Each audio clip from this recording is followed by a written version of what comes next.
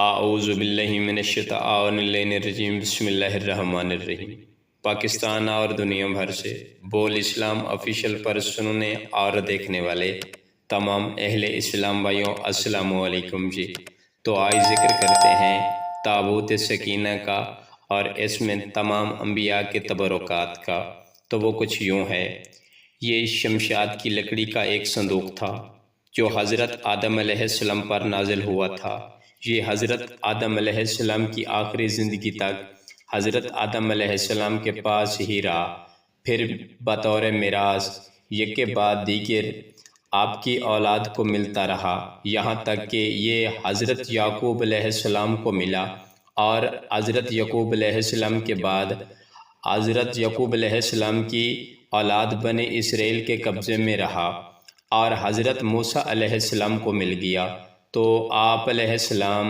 تورات شریف اور خاص سامان رکھنے لگے۔ یہ بڑی ہی مقدس اور بابرکت صندوق تھا۔ بنی اسرائیل جب کفار سے جہاد کرتے تھے، اور بنی اسرائیل جب کفار کے لشکروں کی کثرت اور ان کی شوکت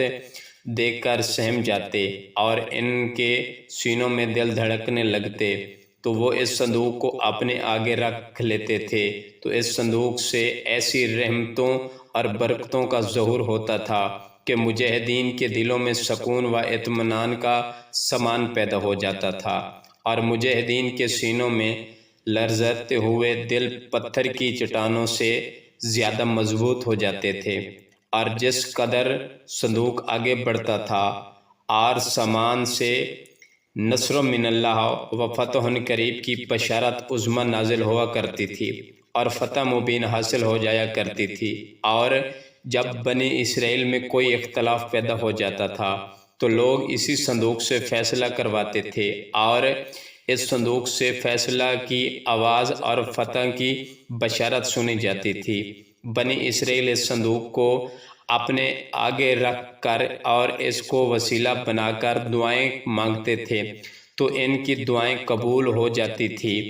اور بلاؤں، مصیبتوں اور وباؤں کی آفتیں ٹل جایا کرتی تھی۔ اگر یہ صندوق بنی اسرائیل کے لیے تابوت سکینہ اور برکت و رحمت کا خزانہ تھا، اور نصرت خداوندی کے نزول کا نہایت مقدس اور بہترین ذریعہ تھا، مگر جب بنی اسرائیل طرح طرح کے گناہوں میں ملوث ہو گئے اور ان میں معاصی اور طغیان اور سرکشی و عصیان کا دور دورہ ہو گیا، تو ان بد عملیوں کی نجاست سے ان پر خدا کا یہ غضب نازل ہو گیا۔ قوم عمالقہ کے کفار نے ایک لشکر جرار کے ساتھ ان لوگوں پر حملہ کر دیا، اور ان کافروں نے بنی اسرائیل کا قتل عام کر کے ان کی بستیوں کو تہس نہس کر ڈالا، اور عمارتوں کو توڑ پھوڑ کر کے شہر کو تہس نہس کر ڈالا، اور اس متبرک صندوق کو بھی اٹھا کر لے گئے، اور اس میں مقدس تبرکات کو نجاستوں کے کوڑے خانے میں پھینک دیا۔ لیکن اس بے ادبی کا قوم عمالقہ پر یہ وبا پڑ گیا کہ یہ لوگ طرح طرح کی بیماریوں و بلاؤں کے ہجوم میں جھنجھوڑ دیے گئے۔ چنانچہ قوم عمالقہ کے 5 شہر بالکل برباد ہو گئے اور ویران رہ گئے، یہاں تک کہ کافروں کو یقین ہو گیا کہ یہ صندوق رحمت کی بے ادبی کا عذاب ہم پر پڑ گیا۔ تو ان کافروں کی آنکھیں کھل گئیں، تو ان لوگوں نے اس مقدس صندوق کو ایک بیل گاڑی پر لاد کر بیلوں کو بنی اسرائیل کی بستیوں کی طرف ہانک دیا۔ پھر اللہ تعالیٰ نے 4 فرشتوں کو مقرر فرمایا جو اس مقدس صندوق کو بنی اسرائیل کے نبی حضرت شمویل علیہ السلام کی خدمت میں لائے۔ اس طرح پھر بنی اسرائیل کی کھوئی ہوئی نعمت اور دوبارہ ان کو مل گئی، اور یہ صندوق ٹھیک اس وقت حضرت شمویل علیہ السلام کے پاس پہنچا جبکہ حضرت شمویل علیہ السلام نے طالوت کو بادشاہ بنا دیا تھا، اور بنی اسرائیل طالوت کی بادشاہی کو تسلیم کرنے پر تیار نہیں تھے، اور یہی شرط ٹھہری تھی کہ مقدس صندوق آ جائے تو ہم طالوت کی بادشاہی کو تسلیم کر لیں گے۔ چنانچہ صندوق تو آ گیا، اور بنی اسرائیل طالوت کی بادشاہی پر رضامند ہو گئے۔ اس مقدس صندوق میں حضرت موسیٰ علیہ السلام کا عصا اور ان کی مقدس جوتیاں، اور حضرت ہارون علیہ السلام کا امامہ، حضرت سلیمان علیہ السلام کی انگوٹھی، تورات کی تختیوں کے چند ٹکڑے، کچھ من و سلوہ،